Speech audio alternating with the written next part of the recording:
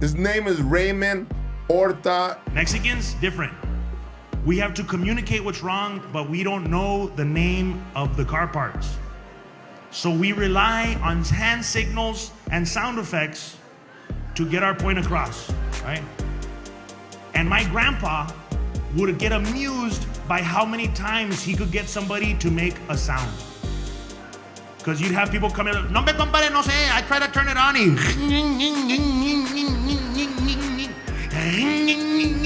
and my grandpa would be like, a ver, ¿cómo?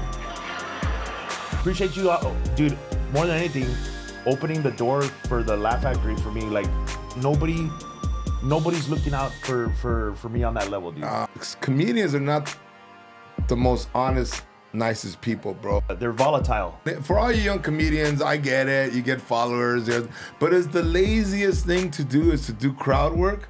If you just go up there and give them nothing but happy, ho ho, hee hee, ha ha, you become a dancing monkey at that point. Yeah. Our job is for that 1 hour to make people happy. The psychologist talking about what happens to the human body while it's laughing. I did a show the day after my stepdad died, who raised me since I was like 4, and the day after I was performing in an arena in Laredo, and they asked me if I wanted to cancel it. I'm like, no, I have to do this. Like, I wanted to test myself.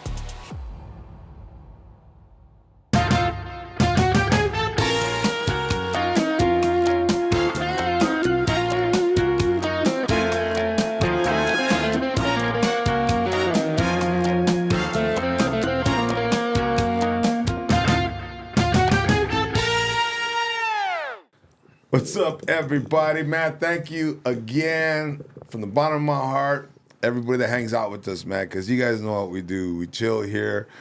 We just have conversations, and we never know where they're going to go. So, you know, I always enjoy you guys that you go along on the ride with us.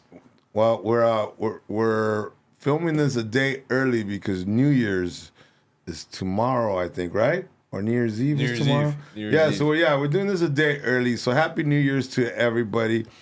We got some of the usual suspects. Fabian, what's up, brother? How you doing, man? What's up?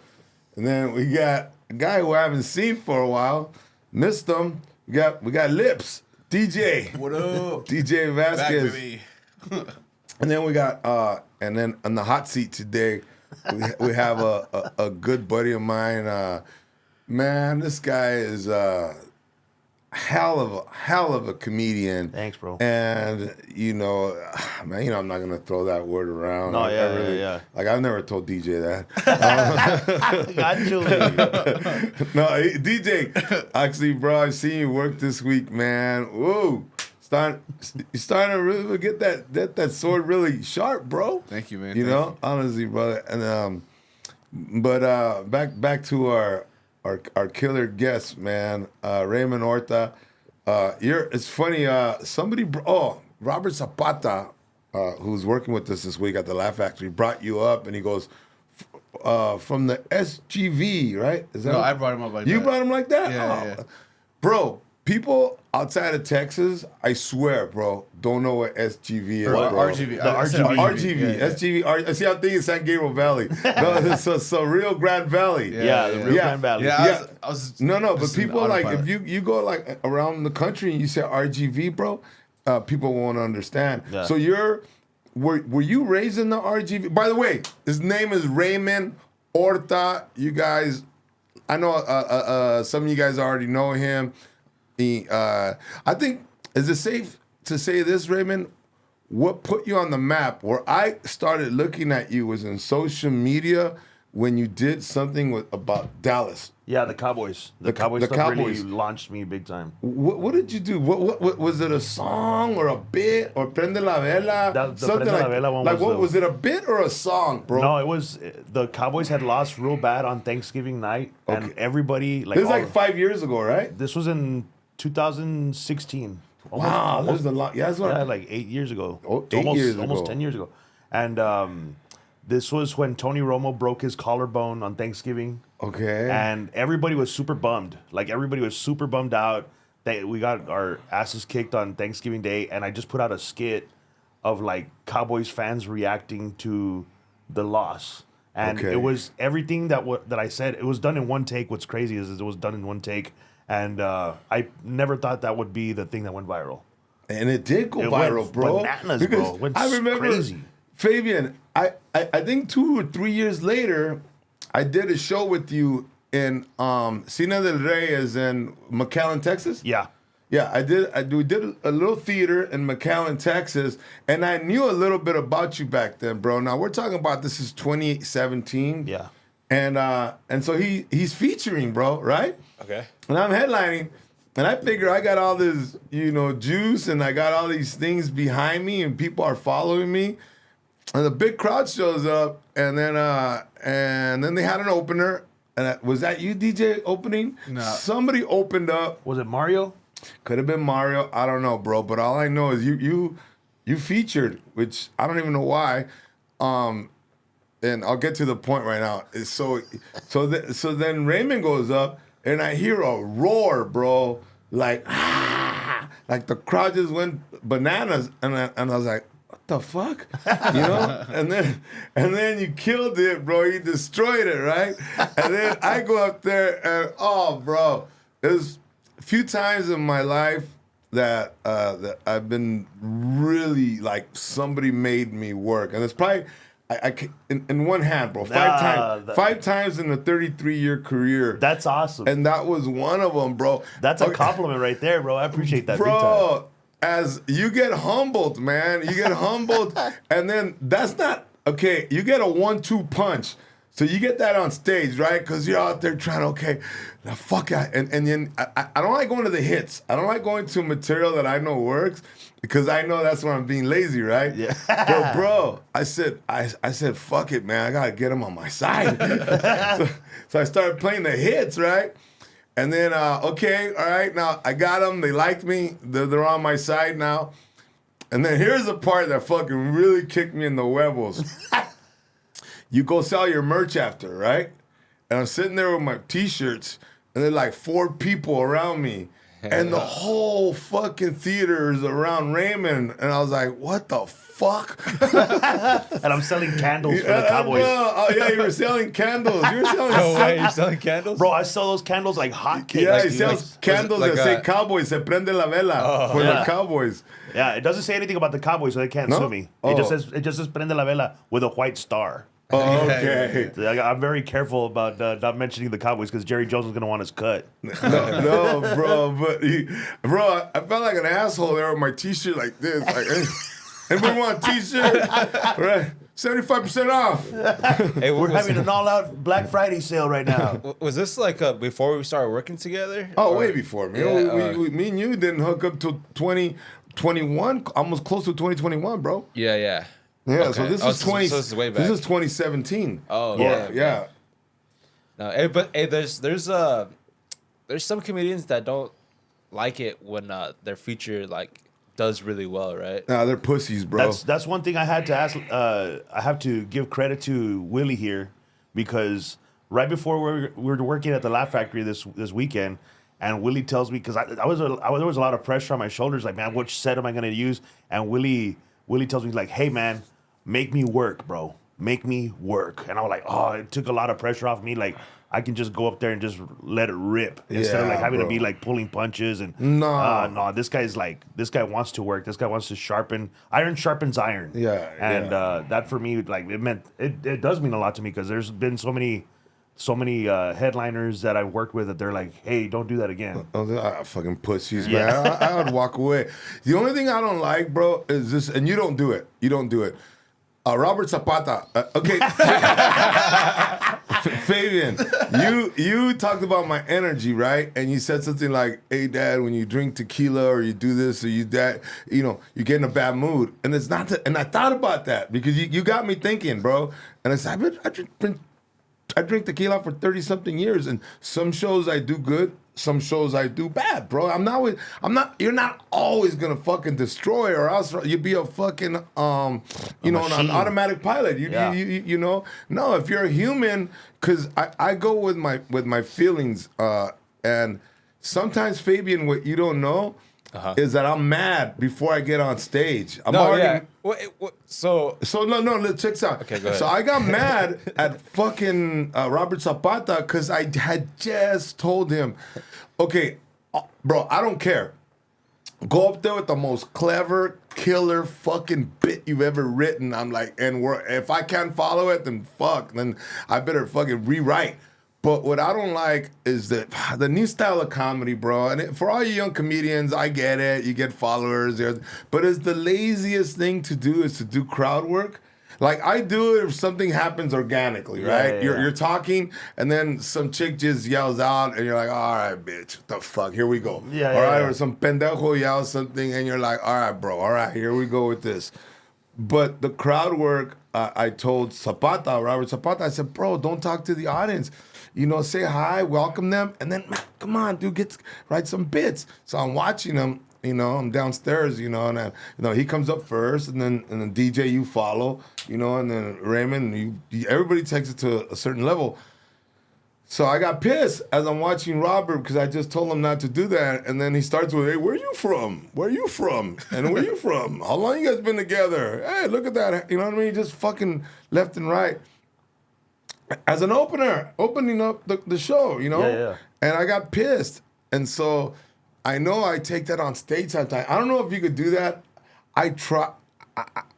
It's hard for me to take my emotions when I'm on stage, bro. Like get clear-headed and go, oh no, I'm happy now. Can you do that? I'll completely, bro. I can totally separate and go on stage. There's been times where I had like an argument with my wife like hours before the show, and Yeah. I'll go up there and just Be happy? super destroy it. Oh, I can't Like, do that, man. It's crazy how I did a show the day after my stepdad died, who raised me since I was like 4, and the day after I was performing in an arena in Laredo, and they asked me if I wanted to cancel it. I'm like, no, I have to do this. Like, I wanted to test myself, and I just went up there and got a standing ovation. Oh, And it wow. was one of the hardest shows I've ever done. To, like you said, like you're feeling all these emotions and everything like that, and then to still give the audience what they came to see. And even the audience knew what I was going through too. Like I had put up a post on Facebook and stuff about my stepdad passing away, and everybody was there like, man, this guy's like, you remember when Brett Favre lost his dad? And No, Brett bro. Favre lost his dad and goes like plays like the next day, throws freaking like 4 or 5 touchdowns against the Raiders. It's like, Why you gotta say Raiders, bro? that was yeah, it was one of the most All memorable right. games. And then even like Michael Jordan, his dad was murdered, and then he goes and plays one of the best games of his life after that. Like, I wanted to put myself on that test to see if I could handle that kind of pressure. That's crazy because when my mom died, I did a show and all the electricity went out in the club. Wow. Because she's fucking evil. That's crazy. Where was that at? Different situation. I was in Vegas, and no, there was. Did you take that as a sign? No, I took it as a sign like, man, this bitch still fucking with me. We never got along, bro. No different situation. Wow. But no, I'm glad that you're able to do that, and I think. Fabian, do you have any of that personality, man, of me where you could switch gears? Because you know I have trouble switching gears. yeah, no, I mean, it's tough. Like, I remember, like for baseball, I'll say before games, if something like outside the field that was like pressing, sometimes it was really hard. Especially when it was about like relationship shit. Yeah. Oh, It's fuck. like, Do you see? tough. You got my DNA, bro. So you got listen, son. Read books and therapy and work your way out of it. Because I used to be extreme, bro. With relationship stuff? No, just as a person, man. My behavior, where I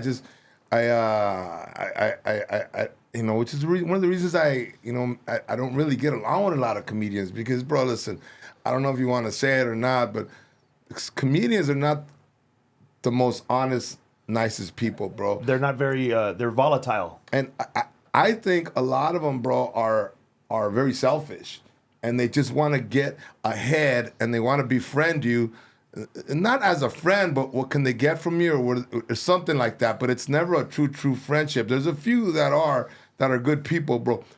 Few and far in between, you know. But there's a few comedians who are just genuine. But for the most part in our business, it's a really selfish, ego-driven business, Big and time. and you meet a lot of fucked up people, man. So Yeah, that's a good word to use. yeah, man. So I have trouble. I mean, even just yesterday, I don't know why we were talking to this couple, really nice couple, and I know they didn't mean it this way, but I took it the wrong way, and they asked me like. I hate like when they ask like, oh, so where do you live? Like what city? And I always think like they're judging me on like how much money I make. Really? You know, so I said I live in Watts, you know, which is I don't know if you're familiar with LA. No. Watts is like the hood. Oh, really? And, yeah. So I said I live in Watts, and they're like, oh, Watts, really? What? Where? And I said, oh, I live in Nickerson Gardens, which is a projects. So it's like Super ghetto. And then they were smiling, and they were like, oh, really? Oh, that's a nice place, right? And I was like, yeah. And I kept on with the bullshit for a little while. But then afterwards, I said, they were nice people, bro. So I go, look, I don't want to fuck with you. I don't like people asking me that because I always feel like I'm getting judged. Or the other thing is, if they don't know I'm a comedian, if they don't know and I'm having a conversation and they say, what do you do? It's another one that bothers me. Really? So what do you tell them that you're a comedian, or do you? Nah, bro. No. What do you tell them that you do? Especially if I'm on a plane. Okay. And they're next to me, and like, what do you do? Because if you say comedian, bro, nah, like, Tell me a joke. Yeah, and they're like, I just say boring shit, bro. You know, Like what? You know, I don't know. I say I sell towels. You know? You know, no, nobody wants to fucking talk about towels, bro. You know, That's funny. Really? How much? What type of thread count are we talking about here? no, and then the fucking conversation dies right there. They just, It really dries up. Interesting. Oh, look at, bro. We need a rim shot Yeah, for Raymond. it really dries up. So yeah. I don't know, bro. DJ, can you? Cause you're a temperamental little fuck, bro. Yeah. I know you, and the reason I know is because you've been on the phone with your lady, and then you hang up, and you're like, fuck, damn. You know, I'm like, what's wrong? And then you go, oh, we got into an argument. Yeah. And do you take your anger on stage, bro? Sometimes, yeah. A lot of times. I feel like not as much because I'm pretty good at disassociating. Bullshit. I Bullshit, am. bro. Dude, okay, how many times has something went on in a show, and then I've been able to just, all right, I'm just gonna do my set. I feel like I'm batting pretty good. 500? Yeah. Bro, but I feel like you're just always angry on stage. That's why. Not what? Really? I don't. Bro, you've never seen his fucking. He's- I've seen me all the time. I've seen him. I don't feel that he's angry. I don't get that vibe from DJ said that he's angry. Yeah, y'all just see me. Y'all just make me Maybe slightly frustrated. Yeah, frustrated. Yeah, frustrated. Yeah, that's a good word. That's a good word. But I would salt and pepper it with anger. Okay. And what I try to tell him is, dude, you have this. Look at his face, dude. Look at that face. All right, that's like a face, bro. Where if he uses that face as like a tool, you know? Yeah. Because that's the wrong word. His face looks like a monkey wrench. No. What I was saying. so he's very endearing. He has a very Likable. So that's how he likable- gets his stage time, huh? No, His face is a tool, huh? Use it what I was born with. Anyways, Lips were made for seconds. Dude. but, no, bro. No, but you know what? Listen, I'm not trying to bust your balls, DJ, but yeah, you do take your hostility sometimes. I've seen it, bro. Well, also, because I feel like I've seen that before with other comedians, like Bill Burr. I see him take a little bit of his anger. So in my mind, before we talked, I thought that was what you're supposed to do. I thought you're supposed to be a little angry and a little like So hostile. are you? Because Bill Burr has like an angry kind of style, but it's like his style. It's Right, funny, right? right. Is that the do you kind of want to take that like kind of like angry style? No, but I was just not trying to fake it. Because if something was like, if the stuff I'm talking about does bother me. No, listen, brother, and I know where you're headed with this, Fabian, and correct me if I'm wrong. Like, does he want to be Bill Burr? Or does he want to be DJ? Correct? Is that something like that, Fabian? I wouldn't necessarily say like Bill Burr. I'm just saying like the type of like That style. Style. Okay. of style, Well, here yeah. it is. Here it is. This is what happens in comedy, and then I like to hear your opinion, Raymond. Yeah. When you're first starting out, and one thing about you, when I first met you, DJ, you were very, very punchy, super punchy. Like what I mean by like set up, punch. Right? Topic, set up, punch. Topic, set up, punch. Like ta ta ta. And you said as we talked and we're on the road, you said, I want to write different. I want to write longer bits. So, what you're doing when you mention Bill Burr, I get it, bro, and it's absolutely okay to say that because I guarantee you, bro, that Bill Burr was influenced by someone. All music is influenced by someone, or one say, "Oh, that guy's original." What? Interview that guy. Interview and say who influenced him, and I bet you he'll mention 10 bands or 10 singers.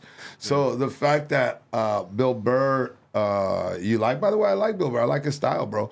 If you're influenced by that, but I'm gonna tell you what happens eventually, bro. And I know you're probably gonna like this number, but in about 3 years, you shed, you have a shed, and you shed this layer, this coat, and it's gonna be your fingerprint. So when you talk, it's gonna be it's gonna salt and pepper Bill Burr because you're influenced, but it's really gonna be your soul, bro. And then a young comedian's gonna come under you, and someone's gonna say, "Hey, how come you're trying to act like DJ?"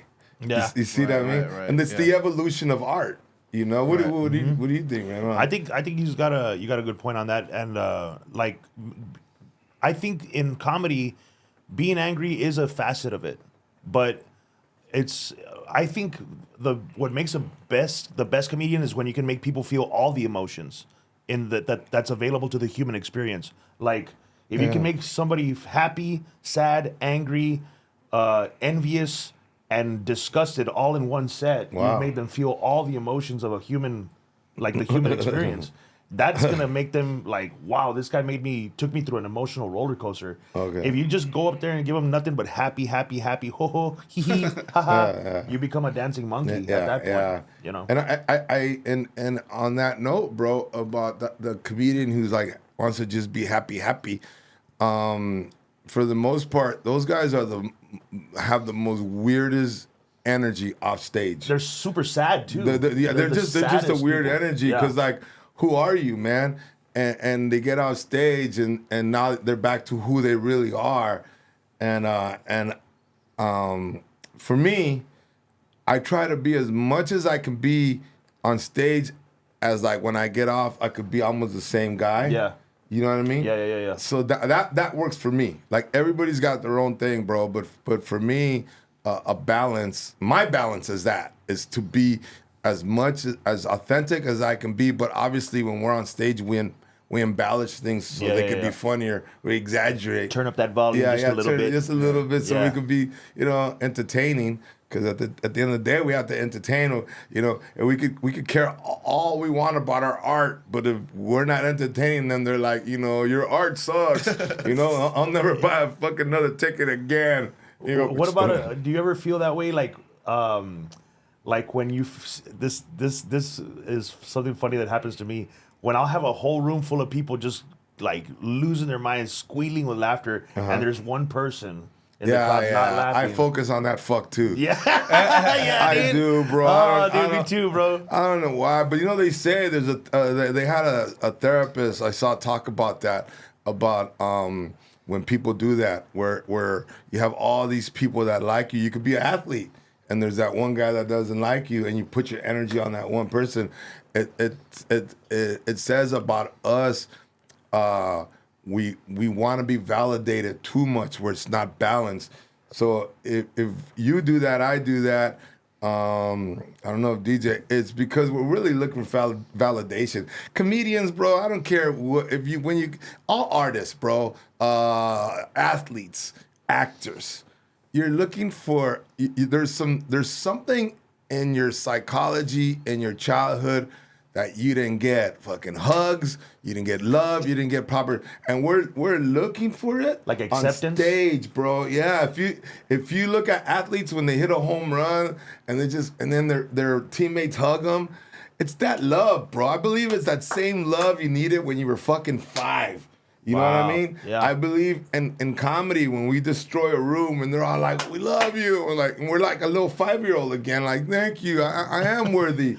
You know, I am special. yeah. And actors, right? They make a film and then they purposely go to some restaurant. They know that the paparazzi's there. Like everybody knows where the paparazzi doesn't hang out. Really? Do you know what I mean? Yeah. Yeah, but they don't go there. So they go there like, all right, you know, no pictures, you know, right? And what they're really saying is like, you know, like, look, mom, you know, it's like when we were kids, look, mom, no hands. You know, when you're driving, you know, you had a bike. Yeah. But yeah, no, I think there's something in all of us as performers that, and athletes and actors that we're missing something, you know? I mean, what other career does? So when you see someone in the audience not laughing, does it kind of like piss you off a little bit, or do you kind of ignore it and kind of? It used to. I ignore it now.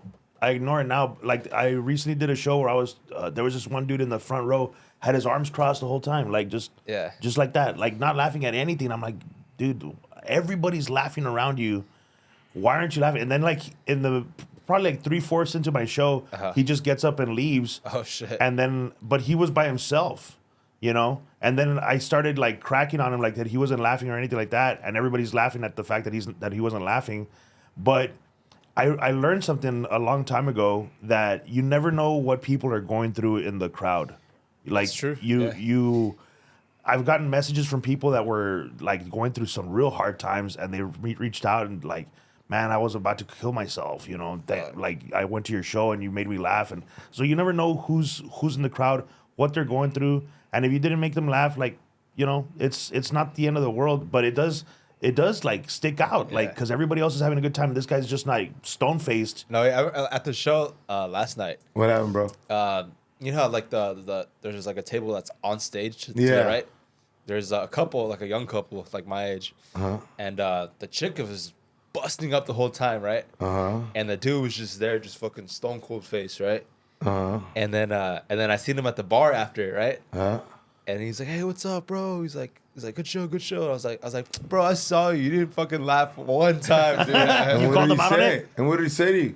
And then he starts laughing, right? He's like, bro. Honestly, I was just scared. I was trying not to draw any attention to me, because I didn't want your dad to roast me or anything. So he's like, bro. Honestly, I was fucking scared, dude. Yeah, and I think, you know, another thing Raymond said was, you never know. That's one thing that our job is for that 1 hour to make people happy. Yeah. We got 1 hour to take them away from their worries, their problems, financial problems, spiritual problems, whatever. We have 1 hour to just take them into like the zone of laughter. A 1 hour vacation. And laughter is obviously healthy. Man, I'm taking a medical college course on the medical benefits of laughter. Oh, really? Yes, it's phenomenal what laughter actually does to the human body. Okay, you took a course in college. So is this a semester? Yeah, like it was a seminar. It was a seminar for continued educations of nurses. So nurses and doctors took this course to further their credentials and keep their nursing degree like up to date. Okay. And my mom's a nurse and she owns a home health, so she's like, "You want to come with me to this seminar? It's for our college hours and stuff." So I'm like, "Yeah, I want to go there. That sounds like something I'd want to be interested in." And the guy that delivered the seminar was a psychologist talking about what happens to the human body while it's laughing. And bro, no, the cells in your body. It kills cancer. It's amazing stuff. No, laughter is healthy. Yeah. I've said it on.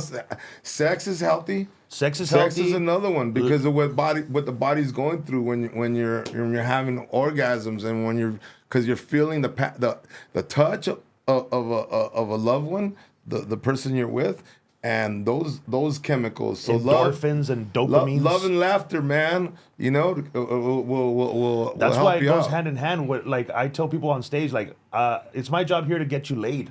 So after like after you have a comedy show, I want you to go home and just make passionate love, because that's a like ultimate night out. Right, you know, right, like man, you right. just had an hour of laughing, like your body's feeling euphoric.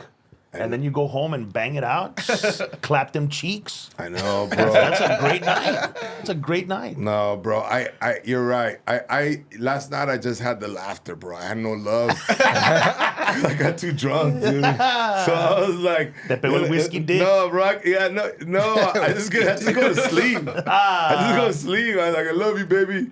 Right? And then I don't know. Olga's like, she's just more she's in my face about things, you know? Like, we're having breakfast this morning and she's like, hey, you know, thanks for last night. And I'm like, and I was like, you're welcome. You know? And then I didn't know what she was talking about. And I go, oh, you're being sarcastic. Oh, damn. Yeah. What do you now you're gonna feel pressure to perform now? I know, yeah, I'm not. My dick is. I'm fine. My dick is the guy. He's got all the pressure. It's on him. Yeah. I just blame it on him. Like, bro, you're weak. People are talking about you. Hey, speaking of that, Olga, I can't believe what you did on stage the other night. What? Do you remember? I thought it was hilarious, bro. Dude, that's cold. Man. So what he did was he You know this, bro? You know what I did? he fake proposed. Dude, bro, I cannot in front of believe you everybody, did that. dude, I to was Olga. like, I didn't see it. I didn't see it happen. But when they told me about it, I was just like, oh man. Like, Dude, I can't believe you did that. That's crazy. I just want to say my girlfriend's here. Tell the audience, and then I go, she's right there. And then I got all serious and I go, I just started getting down on one knee. Oh, And I said, listen, I know that you weren't expecting this, but I have something to tell you. And the audience is like, oh, right? Right?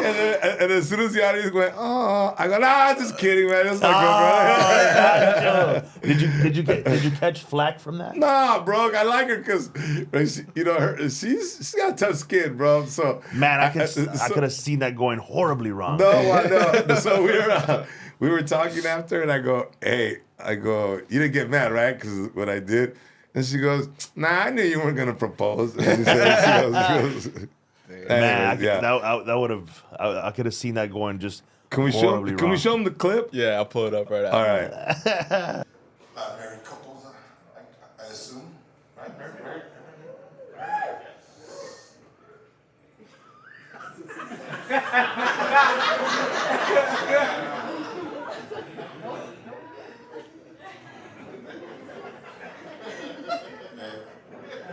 It's a big surprise tonight. I just want to tell you. Have you got the ring? I just want to tell you, babe. Nah, just kidding.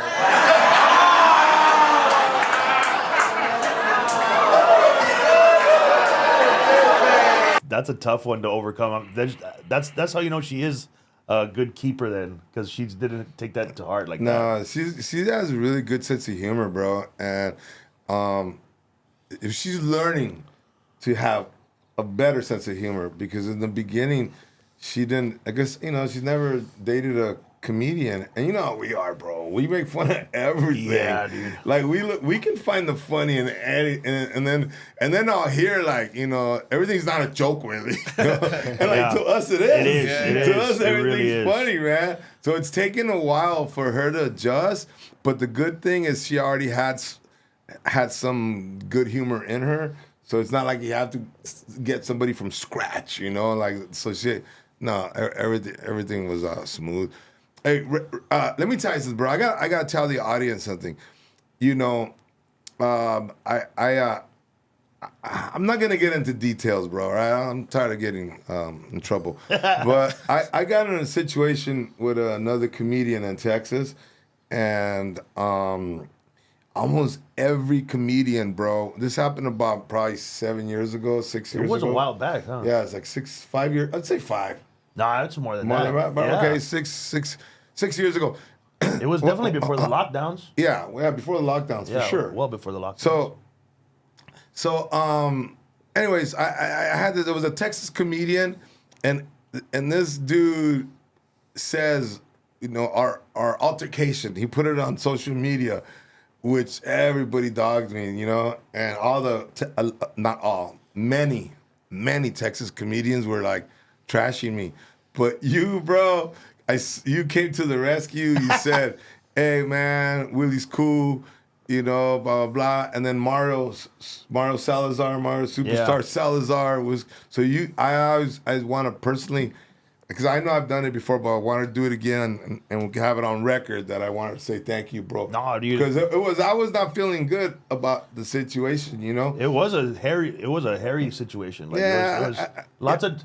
Everybody was coming out of the woodwork. Dude. Yeah, bro. Everybody. I'm like, dude, where have you been? Yeah, they were hating on me, bro. Gotcha. I lost some work, because of that. For And real? yeah, I did, bro. But no, I just want to say thank you, and you've always been solid. You said that your stepfather passed away. Mm-hmm. So where did you ever know your real dad, bro? Yeah, my real dad was on the road I don't know. with me for What? years. That's wrong. Is that wrong to say? Because here's a stepdad is a dad who actually becomes the real dad. Yeah. So when you say real dad, I almost feel like it's condescending to the stepdad. Don't you think, Fabian? Let's ask DJ. DJ. Because you know what your role is, right? You're not trying to like replace the real guy. You're just trying to be there for the kid. You see how you say real guy. I think you're the real guy because you're paying for the kids' I'm definitely- sports yeah. equipment, his No, jujitsu. I'm definitely there, man. I'm definitely the guy. I'm there, all his So, school stuff. We gotta come up with a better name than stepdad, man. Don't you think, bro? What do you think? I remember when my stepdad, like I was 16, and for Father's Day I told him like, hey, for Father's Day I want to call you Dad. Is it cool if I call you Dad? At what age did he start being your He dad? started raising me when I was 4. 4. So it took me like 12 years for me to actually like want to call him Dad. And for him, that was like the biggest gift I could give him. Like it meant so much to him. And I lost my stepdad, my dad, and my grandpa within a year. All 3 of them? Yeah, in 2018. Wow. And, 18? Yeah, 2018. And it was the super hard, super rough. Like it was unbelievably hard during that time. But my stepdad was the one that raised me. My real dad was the one that was on the road with me. Like because my dad was in jail for a long time. Oh, okay. So So how was he on the road with you? I don't get it. no, like he came after I got famous. He was like, "Hey, mijo, hey, what's up, mijo? Hey, it's me, your daddy, Roberto. I saw you on the ESPN." But he came out and he's like, he needed work, and I'm like, "I'll take you on the road with me." But my dad was a volatile character, bro. Like volatile. This guy was like a dynamite. Was what? I mean, not to get into your business, but No, yeah, was yeah. he in doing time because of his temper? Or? Oh, big time, bro. My dad, I have a joke about it. My grandpa was a constable, and he had his own police unit. Okay. And when my grandpa would come to the house and go to sleep, my dad would take his cop car and go pull people over in it and rob them. Really? He was a bandido, wey. Gacho, yeah, bro. He was a gacho dude, and How much time did he do, bro? like 14 years. The 14 years. Yeah, okay. and he was in counterfeiting. Like he had chingos de feria, all counterfeit, like small bills. Yeah. He was pseudocopying. He was drug dealing. And this guy was into doing loads that were obscene, bro. Like Loads? You mean like trailer loads to Mexico? yeah, but like he got caught. He was supposed to do a life sentence for this load that he got, but they messed up on the paperwork. He got caught in Denver with 11 tons of cocaine. Oh wow. 11 tons, bro. Shit. In a semi-truck. 11 tons. That's 22,000 pounds, in case anybody's doing math out there. 22,000 pounds of cocaine. And they pulled him over. Okay. They arrested him. And the cop that arrested him his name was Cirilo Orta Jr. And my grandpa's Cirilo Orta Sr. They just put Cirilo Orta on the paperwork and threw him in jail. And he called an attorney over there. He looked over the paperwork. And he's like, "Oh, wait a minute, look. you guys messed up on his name here. That's not Cirilo Orta. Cirilo Orta is a constable down in Stark County. Okay. That's Cirilo Orta Jr. You guys got the wrong guy in the jail cell.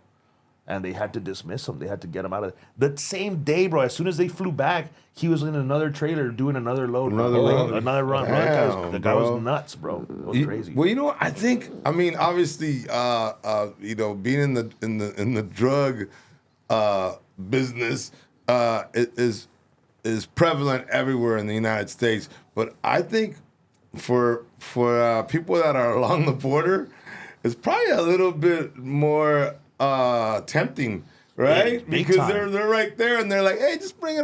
You know, it's only a 5-minute drive. You Yeah, know? no, this guy was making like he was a master mechanic and welder too, so he would find clavos like hidden compartments inside the semi trucks where he could stuff it full of all sorts of goodie bags. And, So he put all his gifts together and Yeah. and Yeah. all his yeah, man, wow. So he was a truck driver that was doing double loads, one load on paper and one load off paper. You know, otro pedo, güey. Right. And when he got out of there, Did you ever visit him, bro, when he was in jail? no way. You know what? That's Never? one of my Not once? biggest regrets, bro. Is that he would write me letters. He would write me letters all the time, and no, hombre, güey, I never wrote him a single letter. I never visited him one time, dude. Dude, you sound like my youngest son. So he don't give a fuck about me, No, bro. and I genuinely like years past that, like, and I was a chavalón, like I was in elementary school when he was in there, and all the way up to high school, like, pero I felt when I became an adult, I was like, it was one of the biggest regrets. So I'm like, chinga, like not one time I ever bothered writing him a letter, bro. Like he would write me all the time. How long were the letters? Like 2 No, pages? 2-3 pages of cursive. Like he would Yeah. have, he took a lot of pride in writing, and he actually after he passed away, I got journals and journals. This guy would write poetry, like amazing poetry. Le bajaba los calzones a cualquiera chick, bro. Like Right, he was right. one of those romantic dudes that would write songs and poems about chicks, and beautiful writer. This guy was an amazing writer. Okay, I can kind of trying to vibe your dad, bro, because listen what you're telling me. If you can write like that, then you have a lot of tenderness in your heart. See. You can't write tenderness if you don't have tender in your heart. And then he was gifted, you know, to work with metal and do those things. You got to have. There's an art form to that. Guy was a genius. Bro. Okay, and then you brought up the temper, right? Yeah. Okay, do you think that did the temper you think come from your grandpa and maybe the way, because back then like putting beatings on kids was the norm. No. And I think that no. No, my grandpa was one of those real square bears, bro. Like never drank, never smoked, never did anything. Super square his whole life. So he did that shit on his own. My dad was temper? a total, like, complete opposite of my grandpa. Like totally different mindset, totally different everything about my grandpa. Like nothing remotely close to to him at all. Pero Where does the temper come from? he was so smart that he just hated stupidity. Like he was very impatient with people. Like if he shows you how to do it once, he expects you to know how to do it. But that's every Mexican dad. Yeah. And he just never had any patience for like. I was like, yeah, it sounds like my dad. Yeah. And pero my dad was real like abusive with my mom too. Like when they were first together, she got divorced with him because she was physically he was physically abusing her. okay. And pero bien mujeriego, güey. Like my dad was. Any hole that he could find, he was gonna put his penis in it. Any hole. Bro, he sounds like every Mexican guy I know. No, man, he was. No, because it's funny because you're different, bro. You're a good family man. I took everything that my dad showed me, and he showed me an example of what not to do. No, honestly, I it's funny you say that, bro, because I've talked to my sons and I said, look, because I had a fucked up father, right? Obviously left me, but you hear all the shit he did. So I tell these guys, look, I said I'm gonna be better than that guy. So I tell these guys, just be better than me. That's it, You know bro. what I mean? Be better than me. I mean, Yeah, no, I remember you telling me that all the time as a little kid. That's one thing that I like. Man, I gotta stop drinking a little bit. Yeah, man, he's starting to outdrink me. I know. Come on. Supposed to do better, son. And yesterday there was a guy there at the show that had his dad there. Like it was the dad and the wife and their son. And I went out and I said, like, man, you're blessed to have your dad. And I went into a story about my dad. But anytime that somebody goes out, there was a couple of dudes, younger cats there with their dad too. Their dad took them to the show. And I go, man, like, you're really blessed to have him. Like, and I tell Fabian this, you're blessed to have your dad in your life that's actually wanting to be a participant in your life and show you, like, and you guys working together. That's how me and my dad were. Like, my dad was the guy that came up with the candles. For real, dude. On the way to El Paso, he's like, man, we used to have the Prende la Vela bumper stickers, right? And he's like, man, you should put that sticker on a vela. And I thought it was super cheesy. Like, that's super cheesy, Dad. No, I bet you it'll sell, mijo. I bet you it'll sell. And I go, well, you know what, Dad? Like, if you want to try it, do it. And whatever money you make, you keep it. Okay. And he's like, okay. And so he pulls into a Dollar Tree, dude, in Chingas way. Like, he pulls into the next Dollar Tree, Dollar General that he found. And he gets a little cajita, like 2 little boxes of candles. And he's there in the car, like, putting the stickers on right before we do the show. And then we're setting up for the show. We're about to start, and he puts his little candles out on the table. Bro, before the show even starts, somebody walked by, and he's like, oh, ¿qué tanto para las velas, güey? And my dad looks at him, and the guy had chingos of chains and shit. He was about to say $10. He's like, $20. So he's like, oh, give me 4. And the guy threw down $80 to get 4 candles. Shit. And my dad was like, cha-ching. Like, and when the guy goes back to his table, he sits down with his friends, and they're like, damn, where'd you get those velas at? Oh, Raymond's dad is selling them. His friends from the table went up, and he was sold out of the candles in like 30 seconds. They were all gone. Wow. He made like $400, and he's just like, mira, mijo, pa'l pase. And then we started making those candles. There was this one time we did a show in Midland where I was hosting in between bands. Okay. And he's on the side of the stage selling candles. And man, we sold so many candles. We would sell. We had my buddy Israel Garcia was working with me there. I don't know. He's a sweetheart. I love man. He's one of my dear passed brothers. away. Yeah, Rest he in passed away. peace. Yeah, man. Sweetheart. I would think about him all the time. And we would tell Israel, bro, go to the Dollar General, get as many candles as you can. He'd come back with candles. The next batch was sold out. Bro, go to H-E-B, get another batch of candles. We took so many candles for there. We made like $5,000 in candles. That day. Oh, shit. Yeah, it was Attaboy. nuts, bro. And my dad, like, he was at that point like so proud of that fact that he came up with that idea. And did your dad keep the 5,000? No. At that point, I had to be like, all right, let's work a little percentage cut here, Dad. I mean, you know what I'm saying? But man, there was chingo de child support. Wait, no mames, like he was behind. He was real behind on child support, so he was willing to fork it over. But at the same time, I would call my grandpa and tell him like, hey, I'm working with Dad, and my grandpa was also the one to tell me like, hey, no le des chingos de feria. Don't give him too much money because he'll blow it all on. My dad was a real heavy partier. Yeah. Like what kind of party? No, pinche. Yeah? Put him first down like Ezekiel Elliott. Ah. And he would snort it up his nose. He would smoke it.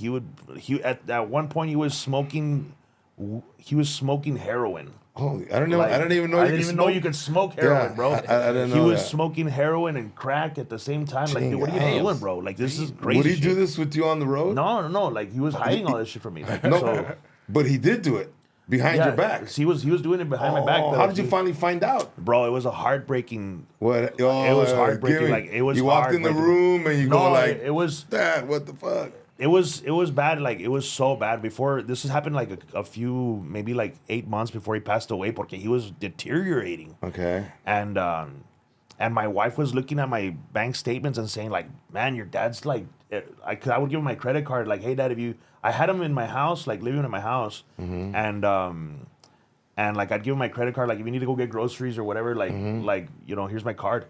So he would go get groceries, y el vato would get a little groceries, but they would give him the option to get cash back. So every time he would go there and get cash back, Pull out some money. Y el vato, he was also like a real master mechanic. So he'd be like, hey, mijo, the truck that I loaned him to scoot around town, he'd be like, mijo, this thing's breaking down on the truck.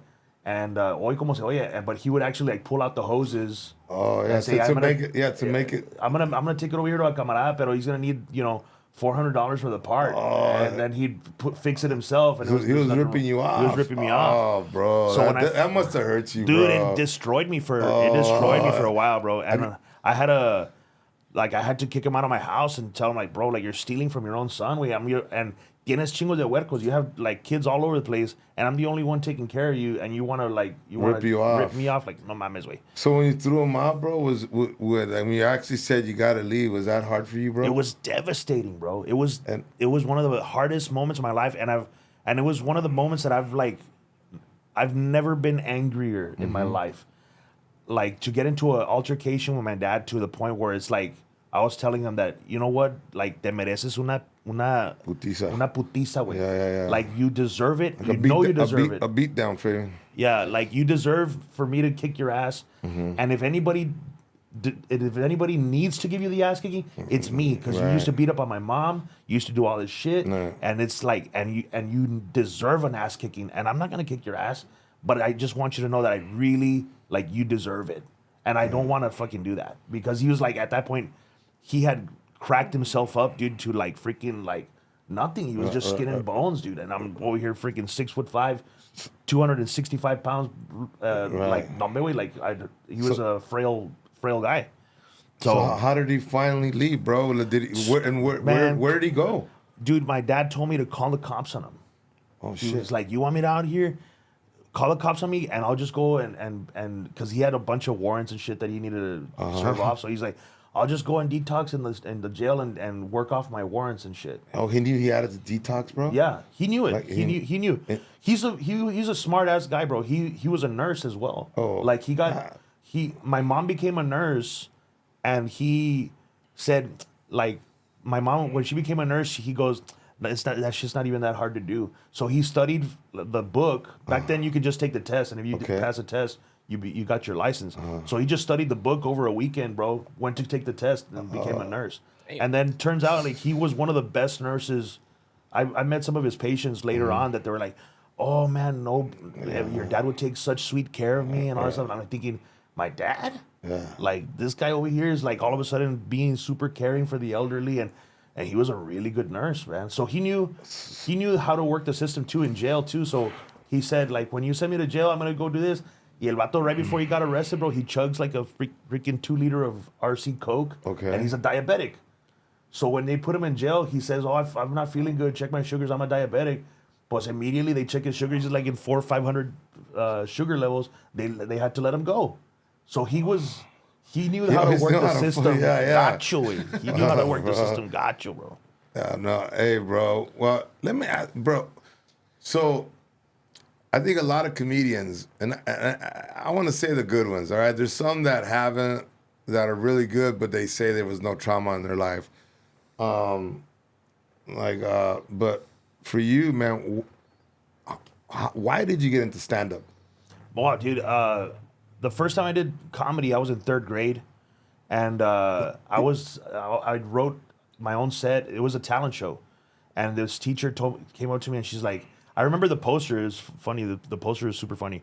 Can you sing? Can you dance? Can you play a musical instrument? Can you do magic? And they listed all these talents, and at the very bottom, or even tell jokes. We're last in the totem pole for any respect. Yeah. There's jugglers and then us. Yeah, even miming was above comedy back then. And so I said, yeah. And she goes, you can get in the talent show. All you have to do is write 5 minutes of jokes, and you'll be on the talent show. And for me, it inspired me to want to get up on the talent show. And when I got up there, I had 5 minutes of clean material that I wrote myself. I was a bunch of like real... like impressions of the Muppet Babies and shit, like cartoon shit. And but did you get laughs in the classroom? I killed it. It was in front of the whole school. It was in front of the whole school? Yeah, it was in front of the whole school. And dude, you got popular after that. Dude. Immediately, you were like, you're a cool guy after that.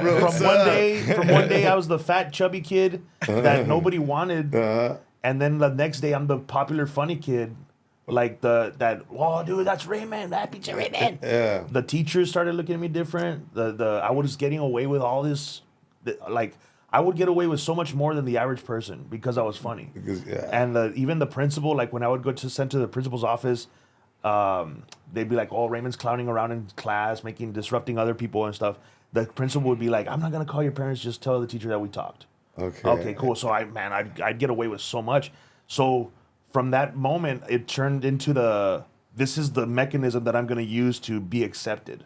Right. Because before that, it was like, if somebody were to tell like a girl like, "Oh, Raymond has a crush on you," yeah, no, and I would hurt, I would hurt my feelings. Well, it goes back to what I said in the beginning of this podcast, where we do it because we want attention. We Attention want and love. acceptance. And acceptance, bro. Acceptance is love. Yeah. I mean, but and then, so when did you actually hit like the comedy, like hit a open mic night? So the You first went time from that third grade to what? No, pues every year we had a talent show at my school, and I would get in the talent show every year, and I've never lost a talent show. Wow. It was crazy. So you shit. would write material? I would write my own jokes. Wow. Write my own and it was stuff that was prevalent for the school, and even my biggest, I would say like an epiphany or something like where it like really clicked was in 9th grade. They paid out like first place in talent show wins $100. And dude, it's funny because I have this is like a Disney Channel movie shit, right? Okay. So I go up on stage, and right before I go on stage, there's this dance team that's like, "You really think you're gonna win with your cheesy little jokes?" And it's like, yeah, like, well, even if you guys win, there's 12 of you, and it's only $100 for the grand prize, like $8 a piece. Like, you guys gonna get a Whataburger afterwards, And she's like, "Whatever, you think you're gonna win with your little jokes?" So I go on stage and I start impersonating the security guards. Like from the school, and That's cool. you know what I'm saying? Like all the security guards, like the shit we would talk about in like recess. I was saying it in front of everybody. They're like, "Oh," And we had this security guard that he would always tell us to get off the grass because they were barely making the school. So he had this real voice like this. "Oh yeah, you better get off the grass. Get off the grass, hombre. Get off the pinche grass, hombre." And he was super angry all the time, right? And then we had this principal who was a dude. But he had a voice that sounded like this. Okay. So, "Y'all get to class now. Y'all get to class." So I started impersonating the security guard. And it's like, man, the security guard's yelling us to get off the grass. And then Cuevas is yelling us to get to class. "Hey, get on the grass and get to class." So I started impersonating both of them. You're crushing, bro. Dude, I was crushing, way. In the middle of the gym, I'm ripping the security guard gacho, way. And then the other security guards call him and like, "Hey, wait, come to the gym. This guy's ripping you up." So in the middle of me like taking a pause from the punchline, the gym door opened, like big steel door. And this like the security guard is standing right there that I was just making fun of is standing in the middle of the door, and the whole crowd looks, and they look back at me, and they look back at him, and they're like, "Ooh." And then I go, and I look, and I'm standing on the basketball floor, right? And I go, "Hey, sir, there's no grass here." And it's like, everybody started laughing, right? And then it was quick. Perfect timing, wait. Yeah. And then as soon as that happened, like everybody was laughing at that. The principal walked in, and then he opens the door, and everybody looks back at me and him. It's like a big ass moment in the gym, and I go, "Well, I guess that's my cue to get back to class." And it crushed. And I just got off stage like that, bro. I won first place, and they paid me $100. And I said, "Man, $100 for 5 minutes?" And I thought to myself, man, if I could do way better than me, bro. My first set, I got $25. God damn, bro. 5 minutes was for me like that clicked. Like if I could do 5 minutes and fill up the whole hour, I can make $1,200. All right. That was my thinking, like as a 15-year-old kid. And then, but the first time that I actually did like outside of school, I was 16, and my friend's dad owned a bar. He was a Tejano singer. Okay. And he wanted to retire off the road, so he built a bar for himself so he could bring his friends to jam out and have a place to drink and shit. Right. And my best friend was his son, so we'd go after school to go bust tables and stuff. And this one day, he had his PA system for the band that was coming in. So my friend, like, we had already finished doing our work, and my friend goes, "Hey, get on the mic and start telling some jokes, dude." Right. And I'm like, "Sure, like, just do the voices that you do." I was doing impressions and, like, all that stuff. And I go up on stage and I start goofing around. I did like 45 minutes, of me just goofing off, like just doing all the jokes and impressions that I've been That's working good. on. For someone when you're just starting, 45 minutes is like 10 hours, bro. Yeah. No, that's good. That's work. crazy, right? Yeah, And afterwards, there was a bunch of like people there that were, and this is the cantina, way, like una pinche like dive bar where there's cantineros there, Mexican man just there to drink. They're not here to hear jokes. So it's like I didn't know how rough it was, but I was just up there having fun. And afterwards, my friend's dad gave me $50, and usually he'd give us like $5 to $10 to bust the tables and stuff like that. So I told him like, "Hey, Theo, you gave me too much money," thinking like he had given me like overpaid me and he goes, "No, mijo, what you did up there, that's show business." He goes, "That's show business. If you work on that, you'll make a lot more money doing that than busting tables." Nice. And I'm like, man, he gave me an opportunity. He goes, because everybody would go to that bar before the football games, right? And so on Friday nights, like from 5 to 7 o'clock, the game started at 7:30, but from 5 to 7, there was a big little crowd there, and then everybody go to the stadium. So he goes, every home game that we have, I want you to come over here and do comedy, and I'll give you $50. And I was like, sold, man. I'm 16 years old making $50 like that. It forced me to keep writing. And that was like actually the first time that I actually stepped on a mic and actually did like paid work. Oh, so you actually got ahead of the game. You got ahead of a bunch of us. Not only because that, but that's stage time we didn't get that. We've only got 2 minutes. And get off in front of 3 drunk guys. Yeah. And that's how we learned. Imagine having to do 45 minutes and you're fresh out the gate. Like, but the fact that you got it so young, bro. Yeah. Like, I wish that would have clicked in with me. I didn't know. I had aspirations of doing other things.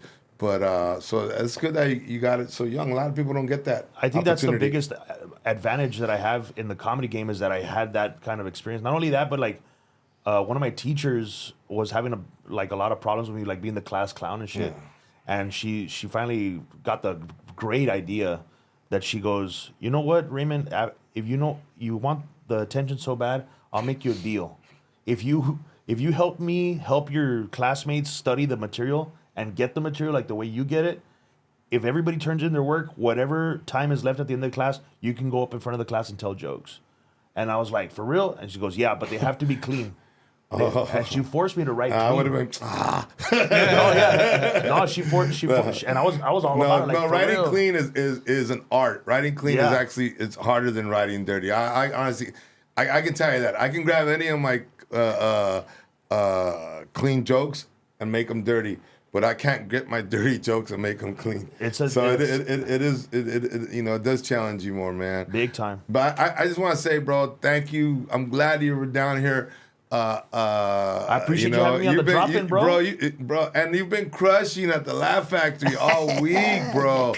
I mean, bro, I hear the roars, and I'm like, all right, stay focused, Willie. You know? Just get some water real quick. But no, thank you, brother. And I appreciate you, dude, more than anything, opening the door for the Laugh Factory for me. Like, nobody's looking out for me on that level, dude. Bro. For real. And I appreciate think you and I had a private conversation, bro, about how Latinos, bro, we're notorious for not helping each other. For real. But, hey, man, you got to meet Harry. Harry likes you. I got a feeling there's going to be a relationship there. I'm pretty sure, bro. Harry is not going to say something nice if he doesn't mean it. That's just not him, bro. I appreciate you opening that door for me big time. Hey, where can they find you, bro? Tell your fans. Everywhere on social media, at Raymond is Funny. Instagram, at Raymond is Funny. YouTube.com/Raymond is Funny. Facebook.com/Raymond is Funny. And Raymond is R-A-M-O-N? R-A-Y-M-O-N-D. Yeah, like everybody loves Raymond. Because a lot of guys are spelled like Ramon. Ramon. No, it's Raymond. Okay. Yeah, Raymond. Okay, I just want to clarify with the people out there. Yeah, my dad wanted to name me Ramon, and my mom said, "No, I'm not gonna name him Ramon. I'm gonna name him Raymond. Like, let's give him a American name." Yeah, American name. No, that's paisa. Yeah. No, right on, yeah, bro. Well, I appreciate you having me on the drop-in, man. And Fabian and DJ, has been a pleasure working with you guys too, sure, bro. It's been fun. Hey, before we get out of here, should we plug any of the shows for Laugh Factory, bro? Because Well, no, because this is yeah. This is So on let's Wednesday. January 4th. January right? 4th. Yeah. Listen, people. Hey, do we already have this up, bro? Where they can buy tickets, Yeah. DJ? Yeah. January 4th, people, dig this. I'm gonna be at Tres Vinos in Covina. It's a badass nightclub upstairs. I got two of my favorite DJs, all right? I got the Wizard, Renee, and then I got Robert Risque, and they're just gonna play freestyle, man. For those of you guys, old school, even new school people like it, because I've heard Fabian's, your generation is starting to like a little bit. It's making a comeback. Making a comeback, bro. So anybody, it's a freestyle party. It's at Tres Vinos. And how do they get tickets? At WilleBarcena.com on your website. Okay. And then, after that, got some shows coming up. January 10th, Sunset Beach, California, at Polly's Pub. No, that got canceled. No. That got canceled. Oh, never mind. Yeah, that got canceled. Okay. Hold on. Okay. January 16th, you got show in Greenlee, Colorado at the Moxie Theater. Okay. And then the 17th, Colorado Springs, Colorado at Lulu's downtown. And then 24th through the 26th, you're going to be in Pleasanton, California at Tommy T's. All right, man, nice, man. I look forward to seeing everybody in Denver and my Bay Area people. You guys are always hitting me up. I'm in Pleasanton, Tommy T's, beautiful, beautiful club. I'm excited about being down there. DJ. Well, and then one more. January 28th, we have the live podcast in Covina. Oh, January 28th, people, we're going to do this live in Covina. And so you guys are going to see all the mistakes. Fabian, how do they find you? Yeah, find me at Fabian Barcena 7 on Instagram. And then DJ, what's up? DJ. So on Instagram, it's DJ Vasquez 10, and then on Facebook, it's just DJ Vasquez. There All it right. is. There it is. There it is. All right, I love people. Much love.